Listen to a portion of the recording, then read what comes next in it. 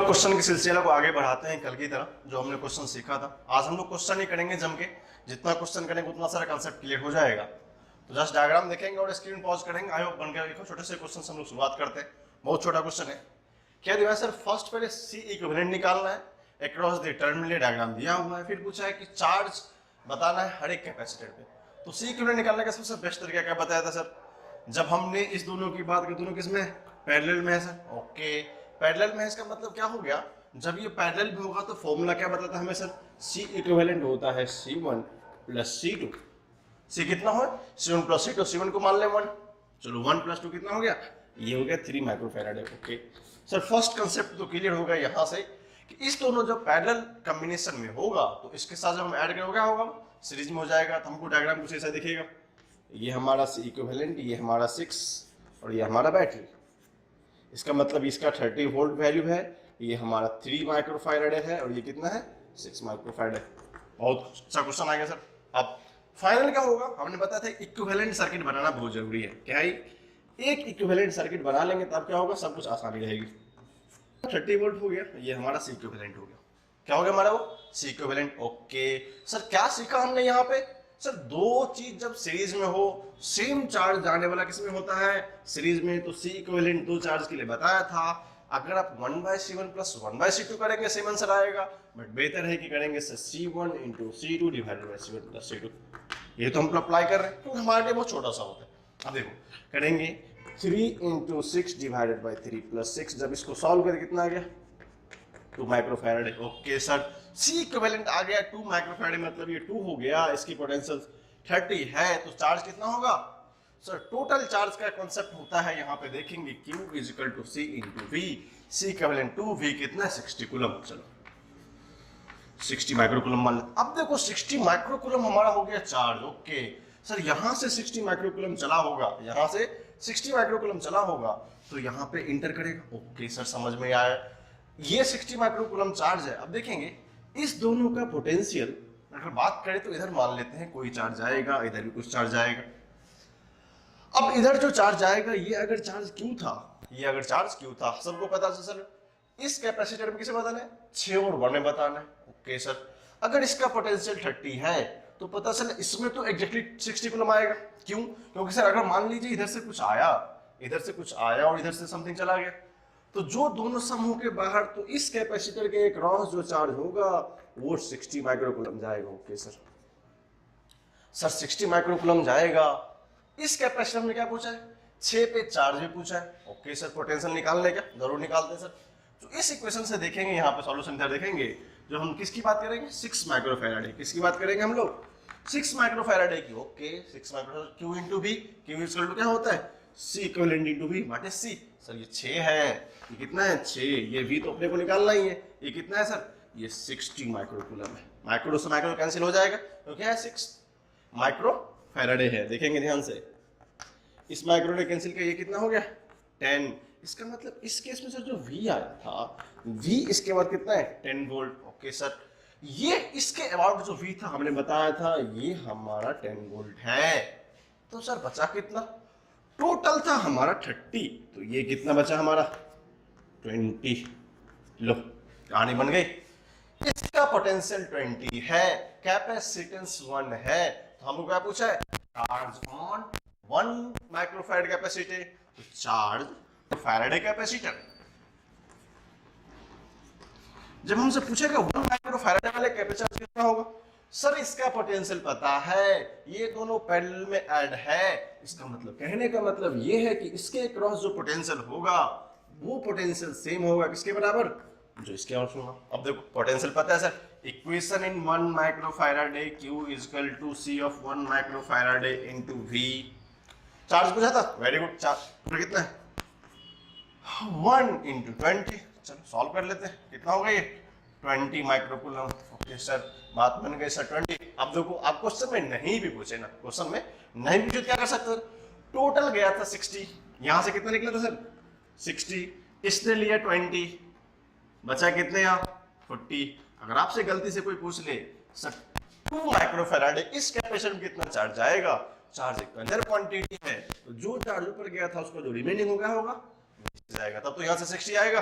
ठीक है, आपको ये क्वेश्चन समझ में आएगा। छोटा सा क्वेश्चन है, हम लोग उस पर कंटिन्यू करते हैं कल के लेक्चर पे, क्योंकि कल एक क्वेश्चन हमने ऐसा किया था, हो सकता है आपको थोड़ा सा कंफ्यूजन रह गया होगा, तो एक क्वेश्चन आज भी करके थोड़ा सा याद कर ले लास्ट क्लास को कि हम लोग क्वेश्चन सॉल्व कैसे करते हैं, इसको आप अच्छे से फिर हम लोग आगे चलते हैं।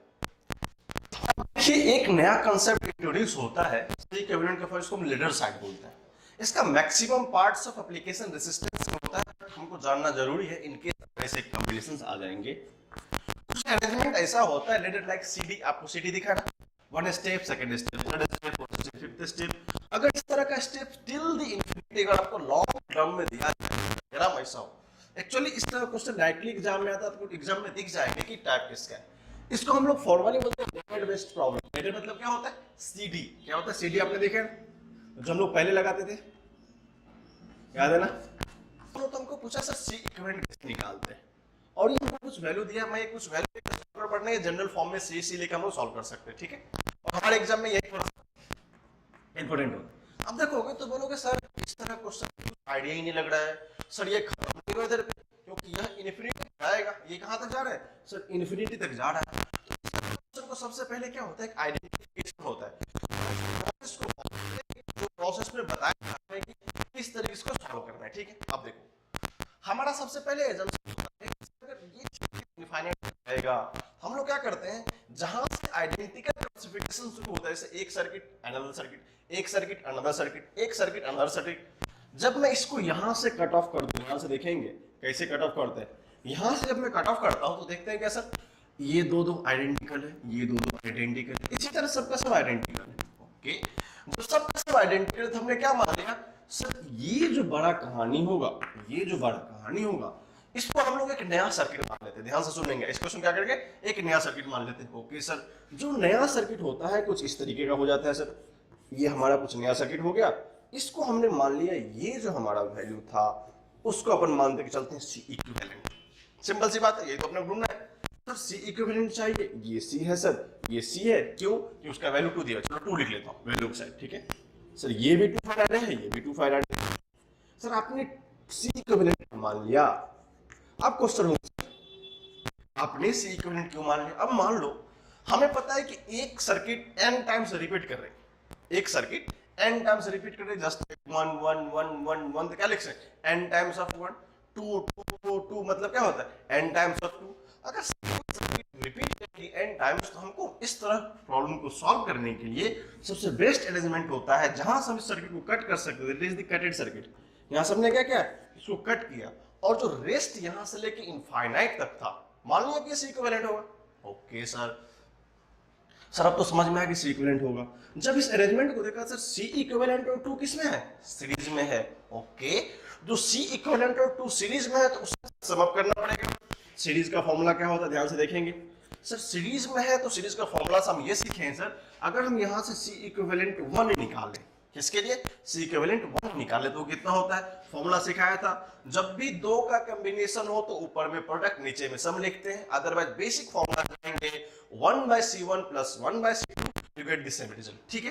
तो लिखते हैं यहां पे 2 times of C equivalent divided by 2 + C equivalent, ये तो समझ गई बात, ओके सर। ये ऐड हो गया, जब इसको हमने ऐड किया तो मैं सर्किट आपको बना रहा हूं, हमको कुछ इस तरह का सर्किट दिखने लगेगा, हमको कुछ एक ऐसा सर्किट दिखने लगेगा, ये हो गया हमारा ए, ये हो गया हमारा, सॉरी ये ए है, नीचे वाला बी, ठीक है, ओके। ऊपर का नीचे सर ये 2 है, ये आ गया हमारा सी इक्विवेलेंट 1, ओके सर। अब तो सर समझ में आ गई सर, ये दोनों पैरेलल में होगा, जो पैरेलल वही इसका सी इक्विवेलेंट होगा, ओके। अब ध्यान देंगे वहां से जो पैरेलल होगा उस सी इक्विवेलेंट को मान लेते हैं C2, ध्यान से देखेंगे तो ये दोनों किसमें है सर, पैरेलल में, तो 2 + सी इक्विवेलेंट 1 होगा सर, 2 + सी इक्विवेलेंट 1 होगा, ओके सर। एक एनालॉजी और यहां पे ध्यान रखना है, जब भी हम क्वांटिटी को ऐड करते हैं, अगर इंफिनिटी में छोटा सा ऐड भी कर दो क्या फर्क पड़ने वाला है, पड़ने वाला है क्या, नहीं पड़ने वाला है। इसी तरह इस इक्विवेलेंट में हमने दो छोटी सी चीज ऐड भी कर दिया, कोई फर्क पड़ने वाला है क्या, नहीं पड़ने वाला है। बहुत लोग सोचते हैं सर यहां तक समझ में आ गया, सी इक्विवेलेंट 1 तो हमको पता है, बट इस सी इक्विवेलेंट हमें निकालना है, एक्चुअली क्या निकालना है, इस ए बी के अबाउट सी इक्विवेलेंट कैसे निकालना है। तो आप हमेशा मेंशन लेके चलेंगे, ये जो इक्विवेलेंट है वो C equivalent about A B ही है। और क्वेश्चन का क्या मेंशन होता है, जो C equivalent about A B होगा वो वही सी इक्विवेलेंट जो हमने माना था। ध्यान रखेंगे, ये जो C equivalent about A B होगा वो जस्ट सी इक्विवेलेंट के बराबर होगा। क्यों? क्योंकि इन्फिनिटी में आप अगर कुछ ऐड भी कर दो तो कोई फर्क पड़ने वाला नहीं है। उसी तरह इस सी इक्विवेलेंट में हमने ये छोटा सा सीरीज में जोड़ा, पहले कोई फर्क पड़ने वाला नहीं है। इस तरह के क्वेश्चन को ऐसे रिटर्न करते हैं। अब देखो, ये सी इक्विवेलेंट टू किसके बराबर होगा सर? पहले वाले, नॉट सी इक्वल टू 1 के बराबर। किसके बराबर होगा सर? इसको जो हमने माना था नया ना, उसके बराबर होगा। ऑलवेज किसी भी तरह क्वेश्चन हो ये होता है, क्योंकि अगर हम लोग इसमें कुछ ऐड भी कर दें, मान लो हमको 20,000 वन ऐड करें, कितना होगा? 20,000 वन कंप्लीट। इक्विवेलेंट ऐसा इनफाइनाइट सर्किट है, इनफाइनाइट सर्किट है, उसमें 2-4 ऐड भी तो क्या फर्क पड़ने वाला? कोई फर्क नहीं पड़ता। इतना इनफ मार्जिन हम लोग रिकॉग्नाइज करके आगे चलते तो क्या हो जाता है, जो सी इक्विवेलेंट एग्जैक्ट दो सर्किट होता है अबाउट ए एंड बी, वो किसके बराबर हो जाता है? द इनफाइनाइट सर्किट के बराबर, जो हमने यहाँ लिया। अब चलो हमारे लिए बहुत आसान, 2 प्लस सर सी इक्विवेलेंट कितना है? 2c equivalent by 2 plus c1। Very good, 2c equivalent divided by 2 plus c। Okay sir, अब अननोन कितने रह गए यहाँ पे? सर इक्विवेलेंट तो अननोन ही है। अब क्या करूँ यहाँ से? हमारे पास सिंपल फॉर्मूला है, क्या करेंगे? इसको आप x मान लीजिए, बाकी क्वाड्रेटिक है, लिख लेंगे x is equal to 2x divided by 2 plus x। इधर कर लो, इधर 2 होगा प्लस 2 यहाँ पे होगा, 2 प्लस x दिस। इसको सॉल्व करूं, x is equal to 2x plus 4 plus 2x divided by 2 plus x। इसको देख लेकर 2x plus x square is equal to 4x plus 4। अब तो क्वाड्रेटिक होगा, शुद्ध सा ये प्योर क्वाड्रेटिक। आप सॉल्व कर लेंगे, मैं लिख देता हूं x square minus 2x minus 4 is equal to 0। ये हमारा क्वाड्रेटिक हो गया। मैं यहाँ पे रूट लिख देता हूँ, कैसे होता है देख लेंगे, सॉल्यूशन नीचे है। x is equal to minus b मतलब plus 2 plus minus b square 4 minus 4 into 4 into 1, और यहाँ क्या हो जाएगा? प्लस, क्योंकि माइनस ऑफ सी है, बाय 2 इंटू ए। आप यहाँ सॉल्व करेंगे, x का 2 वैल्यू आएगा, जो भी हमारा पॉजिटिव होगा वो हमारा आंसर हो जाएगा। यहाँ से आप चेक कर लेंगे, बस सिंपल सा क्वेश्चन है, प्लस माइनस √2/। इसको सॉल्व कर लीजिए, यू गेट द आंसर। तो इस तरह क्वेश्चन कैसे अटेम्प्ट करना है, और बहुत साधारण होता है। रियलिटी बताओ तो बहुत साधारण होता है। लोग को लगता है क्या मतलब असाधारण क्वेश्चन आ गया, हमसे नहीं बनेगा, बट लॉजिकली कुछ नहीं। अगर मैं जनरल फॉर्म में, तो जनरल फॉर्म में तो आंसर आ जाता है एक बार में। जैसे मान लो सबको सी ले लो, तो कुछ करने की जरूरत है क्या? सर सी स्क्वायर सी का quadratic solve it once. But अगर कुछ वैल्यू होता है, जनरली एग्जाम में वैल्यू दे देते हैं कि बच्चे लोग को लगे वैल्यू का फॉर्मूला कैसे बनाए, इसलिए बस वैल्यू हो, अगर अल्टरनेट हो, डिफरेंट हो, कोई फर्क पड़ने वाला नहीं है। कोई बोलेगा सर आपने यहाँ 2 ही लिया, मैं 1 2 लूंगा, कोई फर्क नहीं पड़ता, ऐड कर लो, 1 कर लो, 2 कर लो, लॉजिक तो वही रहेगा, जो कंसेप्ट होगा। तो ये एक अच्छा क्वेश्चन बनता है हमारे एग्जाम में, मेंस हो या नीट की बात हो, तो ऐसे क्वेश्चन हमको आने चाहिए। सर्किट में भी ऐसे क्वेश्चन बहुत सारे होते हैं, जो हम लोग करंट के सर्किट में रेजिस्टेंस क्या पढ़ते हैं, बट वहां भी कंसेप्ट सेम ही होता है ऑलमोस्ट, बट वहां थोड़ा वाइडर स्टेप में जाते हैं, क्योंकि करंट का एक अपना सा स्वैग होता है, वहां पर अलग से देखेंगे। लेकिन हमको इस तरह क्वेश्चन कैसे सॉल्व करना चाहिए, आपको आइडिया लग गया, आप इस क्वाड्रेटिक को सॉल्व करके वैल्यू निकाल लेंगे, और इसको अच्छे से आप लिख लीजिए। और हमेशा ध्यान रखना चाहिए इस प्रोसेस कैसे जाता है। फर्स्ट सर आइडेंटिकल क्रॉस कहां से करेंगे, हटाए कहां से, उसको मानते सी इक्विवेलेंट, देन रस्म निभाई करनी है अपने को। क्या करना है सर, सी इक्विवेलेंट का रस्म निभाते हैं ऐसे, पैरेलल का रस्म निभाते हैं ऐसे, बाद में क्या रस्म निभाने लगे, ये बराबर होता है, बाकी क्वाड्रेटिक की कहानी थी, सॉल्व कर लिया हमने। तो ऐसे क्वेश्चन हमें आने चाहिए, इसको अच्छे से आप लिख लीजिए, फिर हम लोग क्या करते हैं आगे चलते हैं। अब देखिए, एक नया सा इंट्रोड्यूस्ड क्वेश्चन होते हैं, हम लोग हर एक क्वेश्चन को टच करना जरूरी है। There are 100 capacitor having capacitance 2 microfarad है, ये दिया हुआ है capacitance. The breakdown voltage of each capacitor is 10 volt, मतलब इंडिविजुअल का वोल्टेज 10 वोल्ट दिया हुआ है। If the combination of can work on 200 volt, then find first number of capacitance in each row and number of row and equivalent of combination. Question समझ में नहीं आया sir, question को explain करना जरूरी है। सर दिया कि देयर आर 100 कैपेसिटर, मान लो मैं 2-3 की बात कर रहा था, सर 1000 कैपेसिटर वर्क कर रहा है, कितना कर रहा है 1000 कैपेसिटर वर्क कर रहा है। और ये ब्रेकडाउन वोल्टेज मतलब क्या होता है सर, इच इंडिविजुअल का जो ब्रेकडाउन कितना है 10 दिया हुआ है, कितने वो 10 है। और ये जो कॉम्बिनेशन है ये वर्क कर रहा है किसी भी 200 वोल्टेज के क्रॉस, वोल्टेज के क्रॉस दी हुई। ओके सर, अगर समझ में आया सर क्या करते हैं, ये रो में अरेंज्ड है। क्वेश्चन में नंबर ऑफ कैपेसिटेंस ओके 1 2, जैसे मान लो 1000 है तो फर्स्ट कैन रो हो सकता है, थर्ड रो हो सकता है, फोर्थ रो हो सकता है, इस तरह करते करते चलेगा। नंबर ऑफ रो को n मान ले, m मान लेते हैं, ठीक है, क्योंकि हमको निकालना भी है। तो मान लेते हैं इसमें कितना होगा, m कैपेसिटेंस होगा। बात यहां हुई थी कि सर 100 कैपेसिटर है, लेकिन 1000 इसलिए हो सकता है कुछ और भी हो, तो मान लेते हैं कुछ होगा रो में, कुछ होगा उसके कॉलम में। m जो है, m is the number of रोज, कि कितने रो है उसमें कितने कैपेसिटर है। m को मानते हैं अगर नंबर ऑफ रो, अगर मान लो 1 2 3 जो भी होना होगा उसके अकॉर्डिंग मान लेंगे। ओके सर, इसका जो कॉम्बिनेशन है n का, अब n बदल गया, उस रो को कितनी बार हमने अप्लाई किया है, रो 1 रो 2 रो 3, बट एक रो में m है, अगर उसको n टाइम्स करेंगे तो इनको रिजल्ट आना चाहिए नंबर ऑफ वे, मतलब उस n को कितने तरीके से लगाया जा सकता है। तो कंडीशन क्या है सर, 100 कैपेसिटेंस है, इसका मतलब ये हो गया जब 100 कैपेसिटेंस होगा, कैपेसिटर होगा तो क्या कहना sir, product of m into n 1000 होना चाहिए। This is the first explanation, क्या होना चाहिए, product of the m into n, मतलब m रो में जितने नंबर ऑफ कैपेसिटेंस हैं उसको मल्टीप्लाई कर देंगे नंबर ऑफ रो से, तो क्या होना चाहिए 1 2 3 से, मान लो हम लोग सिंपल बात करते हैं 1 2 3 4 5 6। अब देखो को बोलेगा सर इसमें तो 3 है और इधर से 2 है, हम जब दोनों को मल्टीप्लाई करते हैं 3 into 2 तो आंसर कितना आता है 6। इसका मतलब इसमें 6 एलिमेंट होने चाहिए, सिंपल सा लॉजिक है। अगर 1 2 3 इधर है, 1 2 3 इधर है, तो बोलते इधर से 2 रो दो कॉलम, इधर से आ गया 3, तो 2 और 3 को मल्टीप्लाई करने पर क्या मिलता है, it is the total number of digit और नंबर्स, यही तो दिया है यहाँ पे 1000 है, इसका मतलब m into n कितना होगा 1000 हो। अब देखो कि ये जो कैपेसिटर है, ये जो कैपेसिटर n है उसका हर एक का वोल्टेज कितना है 10, वो किस पे वर्क कर रहा है 200 पे, तो एक कॉम्बिनेशन 10 मिल गया होगा किसको m को, वो कितना पे इक्विवेलेंट वर्क करेगा सर 200 पे, ये रिलेशन मिल गया अपने को। ओके सर, इसका अगर 200 वर्क करेगा तो एक कैपेसिटेंस को चाहिए था 10, तो m को कितना चाहिए m into 10, तो क्या होगा m into 10 इतना हो जाएगा। चलो इस जीरो से जीरो कैंसिल करो, इसका मतलब sir m is equal to हमको 20 मिल गया।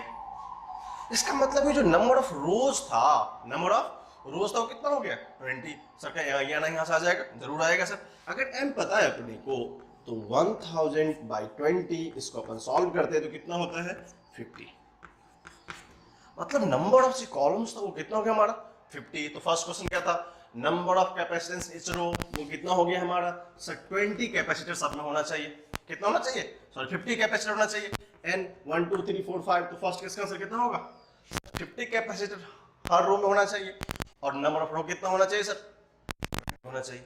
हमको क्या पता चला कितने एक कैपेसिटर में कितने होंगे 50 कैपेसिटर होंगे एक रो में, तो नंबर ऑफ रोज कितने होंगे कैपेसिटर्स में 50, रो कितने होने चाहिए 20। तो इस दोनों कहानी से अपन निकाल सकते हैं, क्या सॉल्व कर सकते हैं इसको। तो पता चला m into n 1000, n का वैल्यू यहाँ आ गया, तो इतने कैपेसिटर किसमें होंगे number of capacitor in each row, मतलब एक रो में रो कितने होंगे सर 20 रो होंगे, तो 20 into 50 is 1000, तो नंबर ऑफ रो आ गया। अब क्वेश्चन होता है नेक्स्ट का। अगर नेक्स्ट क्वेश्चन की बात करें सर, एक बात समझ में आया सर, कॉम्बिनेशन का मतलब क्या होता है सर, सीरीज में जुटना पैरेलल में जुटना, यही तो बात चल रही थी। अब क्या है ईच का कैपेसिटेंस 2 है। थर्ड क्वेश्चन को ध्यान से देखेंगे, जो हमारा सी पार्ट है, सी पार्ट क्या है उसको ध्यान से देखेंगे। ओके सर, समझ में आ गया सर, उसका सब कैपेसिटेंस सेम है और सब एडेड कैसे सीरीज में, ध्यान से देखेंगे सर किसमें ऐड है वो सीरीज में, तभी तो इसे हमने दिखाया था। इस तरह जाते जाते कितना गया है m तक गया है। ओके सर, ये m तक जाएगा m टाइम्स। आपको रिजल्ट याद तो हमने सिखाया था, अगर n इक्वल्स कैपेसिटेंस हो कितना हो m हो, अगर सबके सब सीरीज में हो, सबका वैल्यू इक्वल होता है, तो हमने क्या सिखाया था C equivalent is equal to C/n या C/2 C/3, तो यहां पर कितना है सर वो m है। डन, ये तो सर एक के लिए हो गया, ये तो सिखाया था ना, आपको पता होगा, मैं लिख देता हूं यहां पे C इक्विवेलेंट क्या होता है C/n, अगर सबका कैपेसिटेंस इक्वल हो और उसमें n नंबर ऑफ क्या हो, n मोड ऑफ कैपेसिटर हो। जैसे मान लो 2 के लिए C/2 होता है, 3 के लिए C/3 हो जाएगा अगर वो इक्वल हो तो क्या m के लिए क्या होगा, C/m होगा। हाँ सर हो जाएगा। लेकिन सर ये ऐसा एक ही थोड़ी है, ये पूछा पूरे कॉम्बिनेशन का, इतने कितने कॉम्बिनेशन, n कॉम्बिनेशन है। तो क्या जो रिजल्टेंट होगा वो n कॉम्बिनेशन के बराबर होगा, C/n होगा एक रो का इक्विवेलेंट। बट वैसे वैसे कितने हैं सर, n रो है, सॉरी n कॉलम है, तो यूज नंबर ऑफ कितने हैं, रोज 20 है, तो n से मल्टीप्लाई करना पड़ेगा। 2/20 इंटू 50, ये आंसर 5 होगा। ठीक है, वो 5 आंसर होगा। देख लिया उसको, ये कितना का आंसर हमारा 5 होगा। m का वैल्यू हमने रिवर्स लिख दिया तो उसको लिख लेंगे। तो ये क्वेश्चन इस तरह क्वेश्चन हमको मेंस में आते हैं, छोटे छोटे एग्जाम में आते हैं, तो हमको कॉम्बिनेशन समझ में आना चाहिए क्वेश्चन कैसा होता है। एक बार पढ़ेंगे, दूसरा बार थोड़ा सा अरेंजमेंट करेंगे तो समझ हमें आ जाएगा। इसको आप अच्छे से लिख लीजिए, फिर हम लोग आगे चलते हैं। बात करें तो ये प्योर डेविएटेड होता है जॉनसन फर्स्ट लॉ पे, जिसको हम बाद में डिस्कस करेंगे क्या होता है। अगर थोड़ा सा देखेंगे, जॉनसन फर्स्ट लॉ ये डिस्कस करता है कि किसी भी पॉइंट पे आने वाला चार्ज और जाने वाला चार्ज बराबर होता है। किसी पॉइंट पे आने वाला चार्ज जाने वाला क्या होता है, बराबर होता है। अगर मान ले इस पॉइंट पे Q1 इंटर हुआ और यहां से Q2 निकल गया और Q3 यहां से निकल गया, तो रिलेशन ये बताया जाता है Q1 is equal to Q2 plus Q3 होता है। इस जंक्शन पे, जो ये हमारा जंक्शन A था, इस जंक्शन पे कोई चार्ज नहीं रुकता है। अब बोलोगे क्यों सर, चार्ज एक कंजर्वेटिव नेचर का क्वांटिटी होता है। क्या होता है, कंजर्वेटिव का होता है। जितना चार्ज किसी सरफेस में किसी जगह एंटर करता है, सेम चार्ज बाहर आना चाहिए।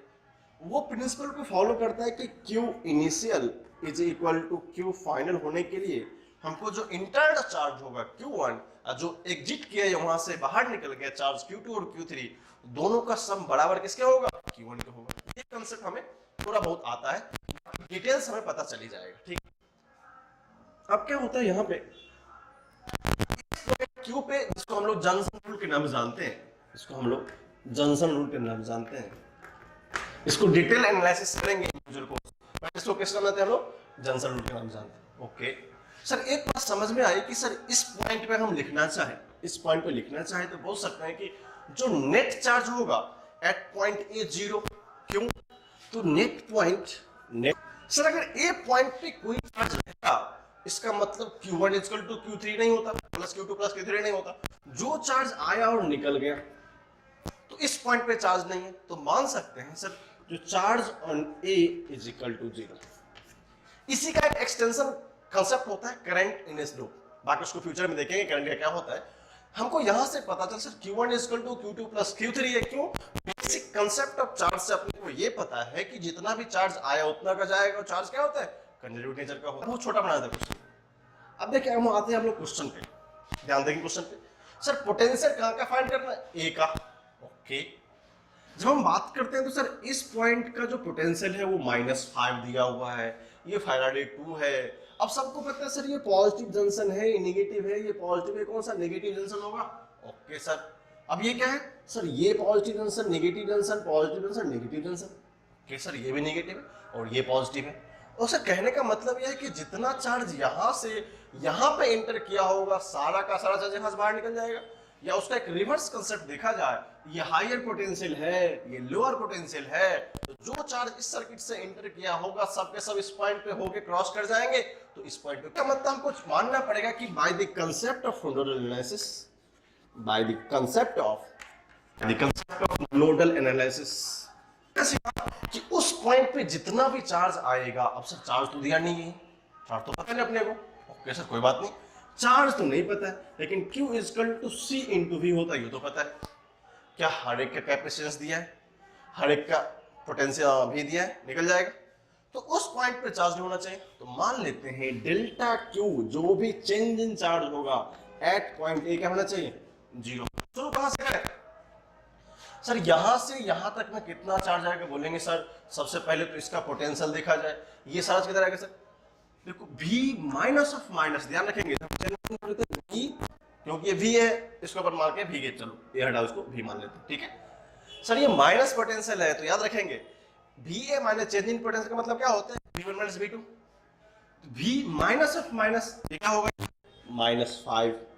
फिर ये भी माइनस है, ये भी क्या होगा माइनस ऑफ -5।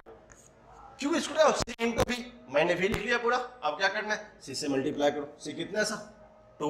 ध्यान दीजिए क्या लिखा मैंने, v माइनस ऑफ -5। क्यों, क्योंकि ये निगेटिव टर्मिनल हम लोग कहां से इंटर कर रहे हैं, नेगेटिव साइड से इंटर कर रहे हैं। यहाँ v माइनस ऑफ -5, क्यों, ये भी क्या है निगेटिव है, तो v +5 हो जाएगा। चलो ये देख लिया प्लस। अब नेक्स्ट चार्ज क्या होगा सर, इधर से भी तो कुछ आएगा सर, v माइनस ऑफ 10, क्योंकि यहाँ क्या है प्लस है, होगा v minus of 10 minus of 20 into 3 equal to 0। एक ही लाइन का कंसेप्ट है। अगर मुझे इस लाइन को लिखना सीखना और समझना आ गया, अगर इस लाइन को हमें लिखना सीखना और समझना आ गया कि हम लोग लिखते कैसे हैं, इसको अप्लाई कैसे करते हैं, तो दुनिया का कोई भी सर्किट आपसे क्वेश्चन बन जाएगा। इसलिए हम लोग सर्किट पे जम के क्वेश्चन करवा रहे हैं कि आपको सिर्फ क्वेश्चन का टाइप पता हो और उसका प्रोसेस पता हो सकता है आपके लिए क्वेश्चन सफिशिएंट नहीं हो कि हाँ इतने क्वेश्चन हो रहा है, बट आपको हर एक टाइप ऑफ क्वेश्चन टच करके बताया जा रहा है। ठीक है, अब देखो जब इसको हमको सॉल्व करने चलते हैं तो क्या देखते हैं सर, v +5 तो क्या होगा sir, v +10 into 2 plus sir v -30 into 3। तो v -30 इंटू 3 इक्वल टू 0 हो गया।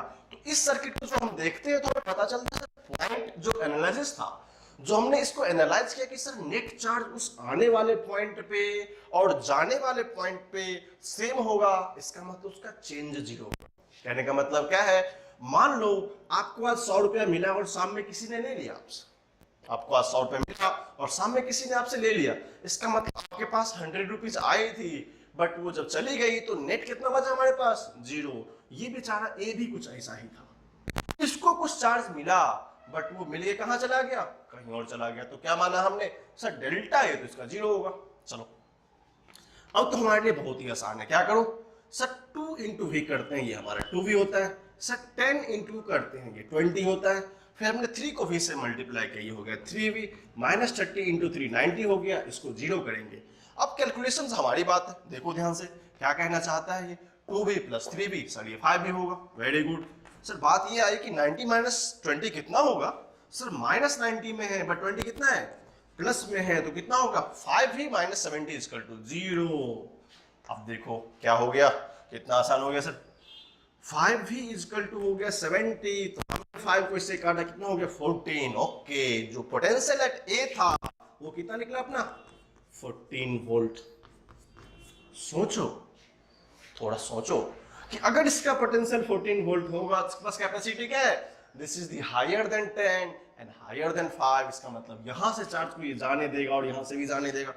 तो हमको जो उस पॉइंट पे जो पोटेंशियल लाना था, तो इस तरह के क्वेश्चन में जब भी हम फंस जाए, चाहे वो 1 लाइनर सर्किट हो, 2 लाइनर सर्किट हो या 3 लाइनर सर्किट हो, आप बोलोगे सर ये क्या होता है, तो ये जो होता है लाइनर सर्किट, मान को हमने एक बार लाइन में ड्रॉ करके दिया, हो सकता है मैं ट्रायंगुलेशन फॉर्म में दूं, एक ट्रायंगल टाइप का सर्किट बना दूं, रेक्टेंगल टाइप का सर्किट बना दूं, स्क्वायर टाइप का सर्किट बना दूं, किसी भी टाइप का सर्किट आएगा, ये कंसेप्ट हमेशा लगेगा। जब भी सर्किट में फंस जाओ तो इसके बारे में विचार करना जरूरी है। जब भी सर्किट में लगे कि सर हमारा कॉमन सेंस आइडिया नहीं लगा रहा है कि कैसे निकालेंगे, सिंपल फॉर्मूला से नहीं आ रहा है, तब क्या करेंगे, लॉजिकली हम अप्लाई नहीं कर पा रहे तो क्या करेंगे, तो किसको याद करेंगे, इस नोडल एनालिसिस को याद करेंगे। क्या ये कंसेप्ट समझ में आ गया, इसके साथ लिखो, ये हमारा क्वेश्चन हुआ, इसका आंसर लिख लो। कंसेप्ट को सीखते हैं इस क्वेश्चन में, क्वेश्चन कुछ नया नहीं है। अगर आप इतना सा कर सकते हैं तो हम आपसे कहना है कि आप एक बार क्या करेंगे, स्क्रीन को पॉज करके क्वेश्चन को अटेम्प्ट करेंगे जरूर। कंसेप्ट वही है जो मैं यहाँ थ्योरेटिकल लिखा भी हूँ, आप बस अटेम्प्ट करेंगे, बाकी मैं तो एक्सप्लेन करता हूँ। आई होप आप उसको अटेम्प्ट करने के बाद ही सॉल्यूशन देखेंगे, ठीक है। अब देखो सबसे पहले सर क्वेश्चन में अरेंजमेंट ये है कि कुछ इस तरह का अरेंजमेंट दिया हो, ये 20 वोल्ट है, ये 10 वोल्ट है, 2 Faraday, 1 Faraday, 5 volt and 5 volt, ये दिया हुआ है, गॉट इट। ओके सर, समझ में आ गई बात। ये 2 फैराडे ये अर्थिंग है, ये क्या होता है अर्थिंग होता है, आपको देखा होगा पहले। अर्थिंग मतलब सर क्या समझते हैं, जब भी धरती माता पे लगती है उसका पोटेंशियल क्या कर देती है, जीरो। सिखाया था हमको नोडल एनालिसिस ने, क्या सिखाया कि सर जब भी चार्ज का कॉम्बिनेशन निकालना पड़े तो नोडल एनालिसिस हम लोग क्या करते हैं, उसको सॉल्व कैसे करते हैं हमको, ठीक है। चलो सिखाया था sir, delta Q at that point is equal to 0, क्योंकि बताया गया कि उस पॉइंट पे कुछ नहीं होगा। ओके, तो कैसे लिखते हैं, C इंटू वी। मानते हैं इसको अपन हायर, V कैसे मानेंगे सर, V इसको देखना ध्यान से, V सर माइनस, सर ये तो माइनस है, ये तो प्लस है, ध्यान देंगे सर ये minus of 10 and minus of 20। अब ध्यान देंगे अगर ये प्लस होता, अगर ये प्लस 10 है तो यहां होता माइनस 10, वहां कितना होता माइनस ऑफ 20। लेकिन आप ध्यान से सुनेंगे इस सर्किट में इसका एक रेसिप्रोकल पार्ट्स है, ये रिवर्स सर्किट हो गया, डायग्राम गलत हो जाएगा इसे, छोटा वाला है, ये जो सर्किट है सर्किट हमारा रिवर्स था इसलिए चेक कर लेंगे इसको, माइनस प्लस माइनस ये प्लस। अब क्या ये वाला पार्ट होगा थर्ड वाला, ये क्या है माइनस, ये हमारा माइनस हो गया। ध्यान से देखेंगे थोड़ा सा छोटा लग रहा है बट जो छोटा पार्ट होगा उस पे चार्ज क्या होता है माइनस, जो बड़ा होगा उस पे क्या होता है प्लस होता है। इतना आपको समझ में आ गया।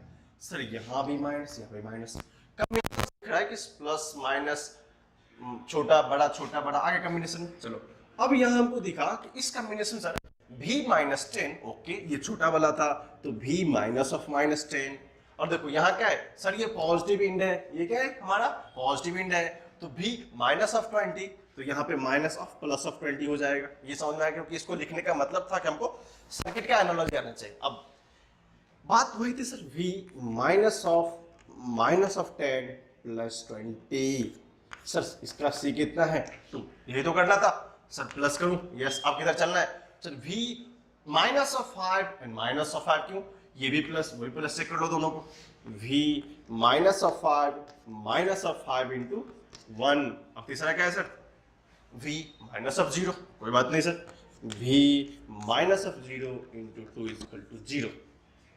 आप सॉल्व करना आसान है क्या, बहुत आसान है सर, v माइनस ऑफ 10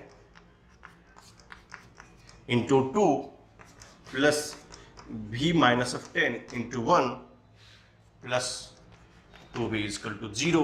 अब देखो 2 times of 2v 3v minus 30, देखेंगे इसको 2v into 3v and 5v, solve करने इसको 5v is equal to minus 20 minus 10 minus 30 minus 30 is equal to 0। तो यहां से भी कितना हो गया, v कितना हो गया 6, 5 इंटू 6 होता है। तो इस तरह के क्वेश्चन में क्या होता है एनालिसिस का कंसेप्ट आना चाहिए अपने को, किस तरह एनालिसिस करते हैं, पॉइंट का रिजम्पशन कैसा होता है, और बैटरी का अरेंजमेंट डायग्राम के अकॉर्डिंग हमें चेक करना पड़ता है। जो भी बड़ा लाइन है वो पॉजिटिव होता है, उससे छोटा वाला क्या होता है नेगेटिव होता है। अगर इधर से इंटर करेंगे तो माइनस को प्लस कंसीडर करेंगे और माइनस को इधर से करेंगे तो प्लस को माइनस कंसीडर करेंगे। क्यों, क्योंकि v of minus something v of plus होता है। ये पॉइंट हमें ध्यान में रहना चाहिए, ठीक है। इस क्वेश्चन को अच्छे से लिखिए। इस तरह के क्वेश्चन को मैं 2 ही क्वेश्चन कर पा रहा हूं, बट आपको शीट में जहां भी एग्जाम्पल दिखेंगे वहां पे बहुत सारे एग्जाम्पल है जिसको आप सॉल्व करेंगे। जो भी शीट बनाए, जहां का भी शीट बनाए, बट उससे क्वेश्चन आपको बनना चाहिए। गोल ऑफ द स्टोरी यही है, ठीक है। इसको आप अच्छे से लिख लीजिए। तो क्या करते हैं, कुछ और क्वेश्चन को करके देखते हैं। क्वेश्चन है इस तरह का क्वेश्चन भी कभी एग्जाम में अटेम्प्ट करेंगे, ध्यान से देखेंगे।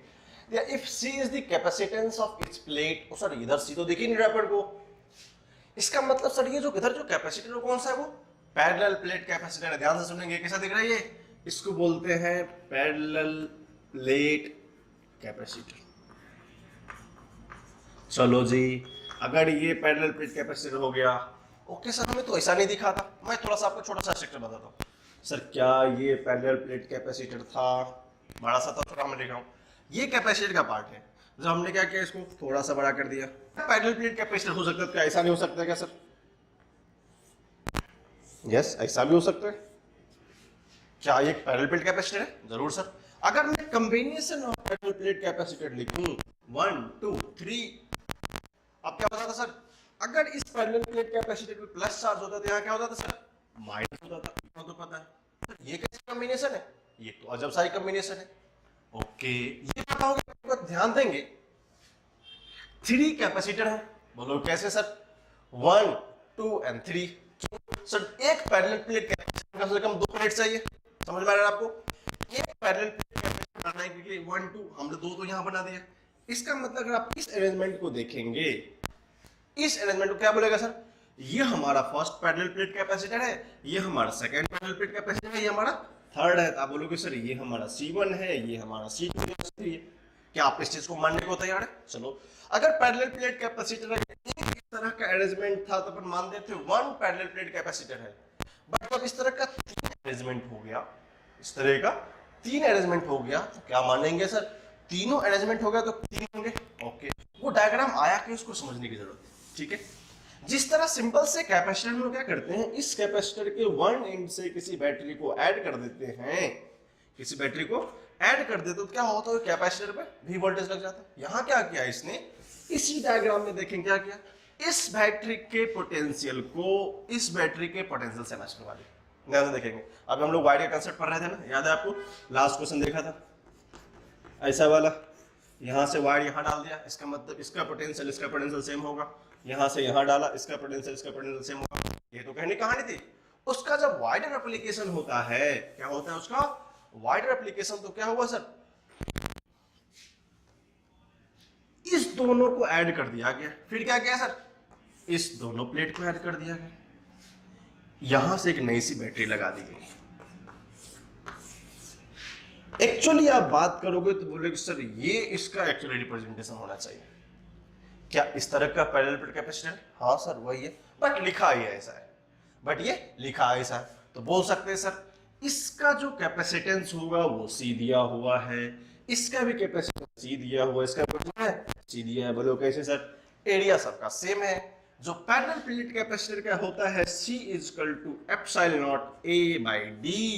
अगर बीच का सेपरेट हमने नहीं बता, बीच का सेपरेट हमने नहीं बता, एरिया नहीं बता, आइडेंटिकल रखा, एप्सिलॉन कांस्टेंट होता है, इसका मतलब C1 = C2 = C3 होना चाहिए। चलो डायग्राम को देखते हैं। डायग्राम ने क्या सिखाया हमें सर, हो सकता है पूरा परफेक्ट नहीं, बट सर सेपरेशन सेम है, सेपरेशन सेम है, सेपरेशन सेम है, सबका एरिया ऑलमोस्ट बराबर दिख रहा है, इसका मतलब जो कैपेसिटेंस है सबके इक्वल है। इस डायग्राम को जो प्रैक्टिकल समझने का एग्जांपल यहां उठ के आ गया। ओके सर, समझ में आ गया यहां तक। अब देखो, अगर हमने सिखाई थी क्वेश्चन को, अगर ये पॉजिटिव है, इसका पोटेंशियल मान लो, इसका जीरो मान लो, यहां जीरो यहां जीरो, मन है तो डन है। अब यहां भी आ गया तो ये भी हो गया, कोई ट्रिक नहीं। सर इसका पोटेंशियल V है तो इसका भी होगा, सर इसका भी होगा। ओके सर, इसका जीरो है तो इसका भी जीरो होगा। समझ आ रहा है पॉइंट आपको? सर इसका V होगा तो ये भी पोटेंशियल V होगा, ये भी पोटेंशियल, क्योंकि दोनों क्या है, सेम पोटेंशियल। ओके, जब ये पॉइंट इससे कनेक्टेड है, ये जीरो होगा तो ये भी जीरो होगा, जब ये जीरो होगा तो ये भी जीरो होगा। पता चला, सबका पोटेंशियल पता चला। अब सर क्या कंफ्यूजन है, चेक करूं। सर इस दोनों का पोटेंशियल डिफरेंस V, 0 - V, इसका सर V, इसका सर V। ओके सर, हमारे नजर तो पूरी कैसे सर, सबका पोटेंशियल डिफरेंस सेम है। क्या सबका पोटेंशियल सेम है? ओके सर, आप ये कहना चाहते हैं जब सबका पोटेंशियल डिफरेंस सेम होता है तो जो भी टाइप का कैपेसिटर हो, क्या होगा, जिस भी टाइप का कैपेसिटर होता है सबके सब इसमें होता है पैरेलल कॉम्बिनेशन का होता है। ध्यान में आ गया आपको, सब के सब होता है पैरेलल कॉम्बिनेशन का, ये भी C, ये भी C, ये भी C। तो क्या सीखा सर, C इक्विवेलेंट होता है C1 + C2 + C3। ये कुछ नहीं, 3C आ गया। अब तो सॉल्व कर दिया, पर हमसे क्या पूछा है, चार्ज फ्लोन। तो ये बैटरी कितना चार्ज देगा इस सर्किट को, यही तो पूछा हमसे। तो सबसे पहले अपने क्या आना चाहिए सर, इक्विवेलेंट सर्किट। बहुत ही सुंदर होता है, अति रोमांचित डायग्राम देखते हैं। तो मान लेते हैं एक नया सा C इक्विवेलेंट सर्किट आ गया, छोटा सा बना रहा हूं, अच्छे से देख लेंगे। इसका पोटेंशियल V है, ये C इक्विवेलेंट कितना आ गया, 3C के बराबर। अगर सिंपल चार्ज का कॉन्सेप्ट लगाया जाए तो क्या सीखा है अपने को सर, Q = C × V होता है। Q = क्या होता है, C × V होता है। सर C इक्विवेलेंट कितना है, 3C, V कितना है, V। ओके सर, ये हो गया 3CV, दैट्स ऑल, खत्म। तो क्या sir, charge phloem by the battery = 3CV। Okay, ये कहना है 3CV, वेरी गुड। अब पूछेगा sir charge on it's capacitor, very good sir. अब ध्यान लगाए कैसे कैसे कैसे। अब देखना, हमने क्या सीखा था, मानते हैं 3C चार्ज आया होगा, मानते हैं 3C चार्ज आया होगा जो कि इसका इक्विवेलेंट चार्ज होगा। अब इक्विवेलेंट चार्ज है तो पैरेलल प्लेट कैपेसिटर तो डिस्ट्रीब्यूट होगा, ठीक है। अब क्या करो, इस डायग्राम को समझने के लिए आप इसको पैरेलली बना लो कि इस क्वेश्चन में जब भी इस तरह क्वेश्चन है तो हमें डरने की जरूरत नहीं हो। फिर मैं इसको रफ करके सेकंड पार्ट को एक्सप्लेन करता हूं कि वहां पे हम लोग क्या क्या कर सकते हैं। ये डायग्राम आइडेंटिकल रहेगा, ये सब चीज रहेंगे, बट इसको रिप्रेजेंट कैसे करते हैं 3D स्ट्रक्चर में, वो general conception point of view में इसको आप अलग लिख लीजिए, ताकि हम क्या करें इसको फिर से आगे रेफरेंस में समझ सकते। इसको लिखिए, इधर हम इसको रफ करेंगे, उधर फिर हम लोग सॉल्व करेंगे नेक्स्ट क्वेश्चन, इसी पार्ट के नेक्स्ट पार्ट को। ओके सर, क्या बात है। हमको पता है सर पोटेंशियल जब पैरेलल में ऐड होता है, थोड़ा सा कंसेप्ट है, सुनेंगे ध्यान से, फिर क्वेश्चन हम आएंगे सेकंड वाले पार्ट पे। जब भी कोई चीज पैरेलल में ऐड होने का मतलब सर पोटेंशियल सेम होता है, भी क्या होता है, सेम होता है। लेकिन जो क्यू होता है, क्यू क्या होता है, डिस्ट्रीब्यूट होता है, मतलब वो चेंज करता रहता है। चेंज का मतलब वो हो सकता है 1 2 3 किसी में डिस्ट्रीब्यूट हो जाएगा। तो यहाँ पे कितना है सर, C1 C2 C3 तीनों में जाना चाहिए। ओके सर, इसमें मान लेते हैं Q1 चार्ज क्या होगा, इसमें Q2 इसमें Q3 जाएगा, यही तो निकालना है। अब ध्यान देंगे, अगर ये प्लेट 1 था, ये प्लेट 2 था, ध्यान देंगे काउंटिंग करेंगे, इसको मान ले प्लेट 1, इसको मान लो प्लेट 2, इसको मान लो प्लेट 3, इसको मान लो प्लेट 4। बोलो कैसे सर, सिंपल सी बात थी, इसको 1 माना, ये 2 होगा, ये 3 होगा, ये 4 होगा, इसका एक पॉजिटिव होता है, ये सिंपल सा एनालॉजी। तो मान लेते हैं ये प्लेट 1 प्लेट 2, अब प्लेट ऐसा दिखेगा, ऐसा नहीं कि तुम लोग ऑनलाइन ये प्लेट है, ये प्लेट 1 है, ये हमारा प्लेट 2 है, इस तरह का स्ट्रक्चर दिख रहा है, ठीक है। अब देखो सर, प्लेट 1 प्लेट 2 प्लेट 3, तो मानेंगे सर फर्स्ट के सामने में कौन सा प्लेट है सर, 2 का प्लेट है।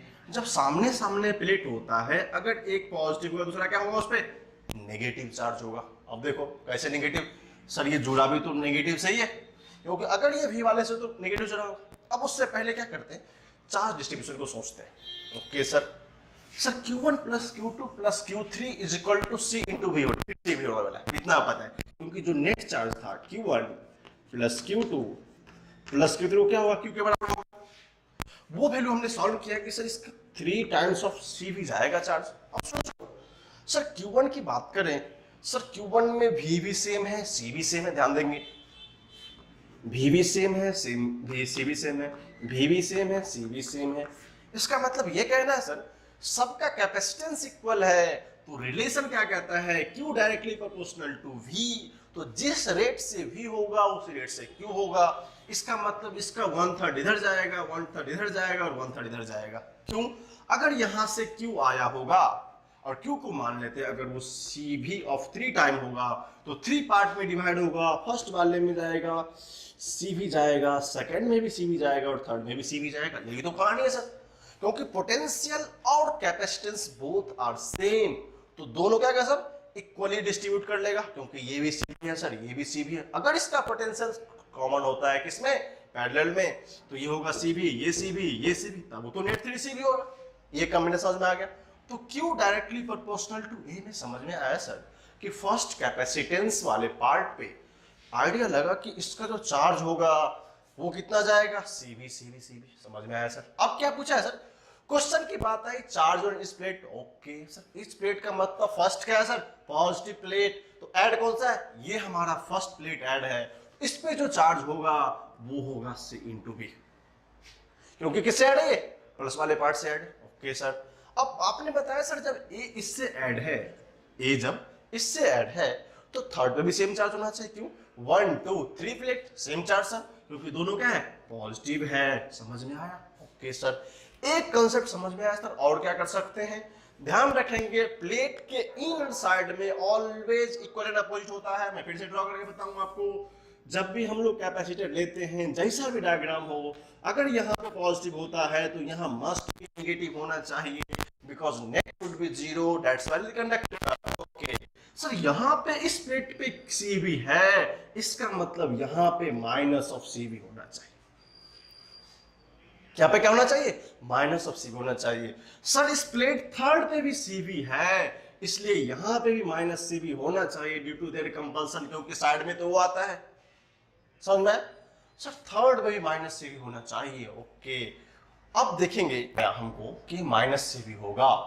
ओके सर, ये हमको पता सर 2 वाले पे पहले का CV का चार्ज यहाँ आया था माइनस CV, अगर इसने इसको भी CV दिया थर्ड प्लेट को, वो प्लेट क्या करेगा, एक माइनस ऑफ कंट्रैक्शन फोर्स देगा। अब यहाँ देखेंगे सर थर्ड प्लेट की बात करें, अगर थर्ड प्लेट की बात करेंगे तो थर्ड प्लेट क्या है सर, इसके पास तो CV हुआ, किसके कारण, इसके कारण। लेकिन जो ये निगेटिव इंड से ऐड है, फोर्थ प्लेट 1 2 3 1 2 3 4, अब इसके पास भी कितना हो चाहिए, माइनस CV। क्यों, सर ये नेगेटिव वाले साइड से जुड़ा हुआ है। जब यहाँ पे माइनस सी इंटू वी होगा तो आप ध्यान देंगे सर फिर से थर्ड और फोर्थ की बात आ रही है क्या? ये हमारा थर्ड है, ये हमारा फोर्थ है। यहाँ पर अगर माइनस कुछ क्वांटिटी है, यहाँ मस्ट भी प्लस उतना होना चाहिए। यहाँ पर पहले कितना अवेलेबल था सर सी वी, अगर यहाँ माइनस सी वी आया है तो यहाँ प्लस सी वी आना मस्ट भी जरूरी होगा। तो क्या होगा sir, net charge on plate 3, तो क्या मान लेंगे प्लेट 3 पे चार्ज कितना होगा सर, यहाँ पे एक सी भी और आ जाएगा। चलो ओके सर, समझ में आ गया। अब क्या पूछा है, आप डायग्राम हमको समझ सारा क्लियर हो गया। क्यों सर, ये फंडामेंटल कंसेप्ट है कि चार्ज ऑफ प्लेट के आसपास या सामने में जितना अगर हमने यहाँ प्लस क्यू रखा है तो यहाँ माइनस क्यू होना जरूरी है, due to the conservation of charge, ये हमको आना चाहिए।